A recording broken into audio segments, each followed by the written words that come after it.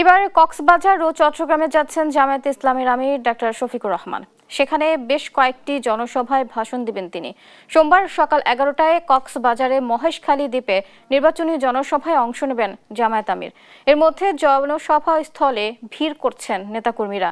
আমিরের বার্তা নিয়ে ভোটের মাঠে কাজ করতে চান তারা। মহেশখালীর জনসভা শেষে কক্সবাজার সদরের জনসভায় যোগ দেবেন ডাক্তার শফিকুর রহমান। পরে চট্টগ্রামের লোহাগাড়ার পদুয়া, সীতাকুণ্ডু এবং চট্টগ্রাম মহানগরের বন্দর স্কুল অ্যান্ড কলেজ মাঠে জনসভায় বক্তব্য রাখার কথা রয়েছে।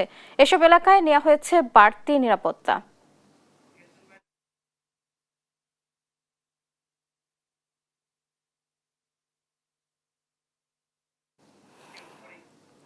মহেশখালীর পর কক্সবাজারের জনসভায় ভাষণ দেবেন জামায়াতের আমির ডাক্তার শফিকুর রহমান। নেওয়া হয়েছে ব্যাপক প্রস্তুতি। এ সম্পর্কে আরো জানাতে সরাসরি যুক্ত হচ্ছেন সহকর্মী আব্দুর রহমান। আব্দুর রহমান, নেতাকর্মীদের উপস্থিতি কেমন দেখতে পাচ্ছেন জানাবেন। কক্সবাজারের ইতিহাস কিন্তু পাল্টে দিতে কক্সবাজারের যে গণজোয়ার তৈরি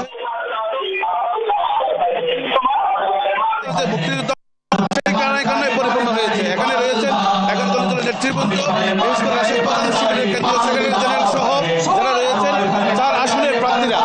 সবচেয়ে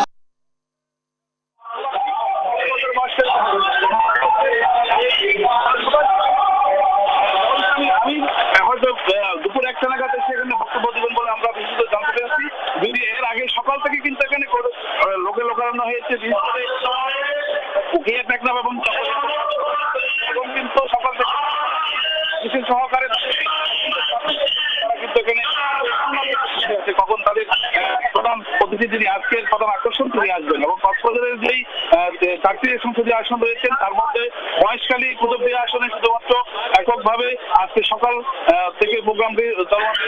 এরপরে উনি কক্সবাজার আসবেন। কক্সবাজার থেকে তিনি লোহাগাড়া সরকারের যে চট্টগ্রাম 15 আসন ওখানে যাবেন বলে আমাদেরকে জানান। এবং কক্সবাজারের এই সংসদীয় এখানে কিন্তু বিভিন্ন ধরনের যেহেতু পর্যটন শিল্প এবং লবণ এবং কক্সবাজারের যে নানা হিসেবে গড়ে তোলার সম্ভাবনা তাদের মুখ থেকে, এবং বিশেষ করে জামাত ইসলামের আমির তাদের বাসায় আগামী যিনি প্রধানমন্ত্রী হবেন তার যে বার্ষিক তারা প্রোগ্রাম করেছেন, বিশেষ করে সঙ্গীত এবং বিভিন্ন 11 দলের নেতৃবৃন্দের সেটা কিন্তু তারা শুরু করছেন। এবং কক্সবাজারের